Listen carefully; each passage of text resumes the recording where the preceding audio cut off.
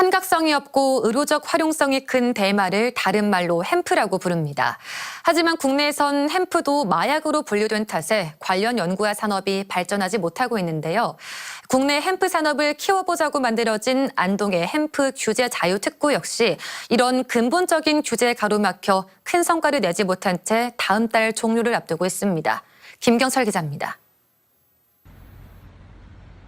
급성장 중인 햄프 산업의 최신 동향을 논의하기 위해 세계 10여 개국 전문가들이 일본 도쿄에 모였습니다. 今 CBD の日本の市場は新しく生まれ変わろうとしているというか変わろうとしているんですね。それは法律が新しくなったので300億円から400億円の市場。 국내 햄프 전문가들도 이 회의에 참석해 안동 햄프 규제 자유특구를 중심으로 추진되고 있는 국내 대마 산업 추진 상황을 발표했습니다. 규제가 풀리지 않는 상황에서는 기업들이 장기적으로 햄프 사업에 몰두할 수 없는 그런 문제점들이 드러나고 있는 것 같습니다. 그래서 우리나라가 어떻게 보면 지금 상당히 많이 세계적으로 뒤처져 있다. 10여 명의 현직 의사와 한의사, 학자들로 구성된 국내 의료용 대마 임상연구학회는 햄프 규제가 완화될 때를 대비해 일본 학회와 미리 업무 협약까지 체결했습니다.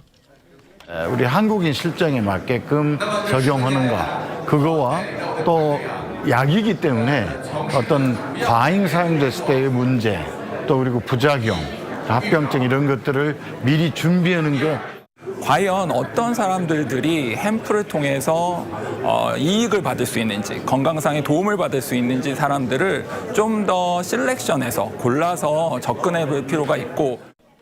일본이 최근 햄프에 대한 규제를 대폭 완화하고 의료용 대마 사용을 위한 임상시험까지 진행하고 있는 반면 국내에선 의료용 대마조차 마약류로 분류돼 사실상 사용이 불가능합니다.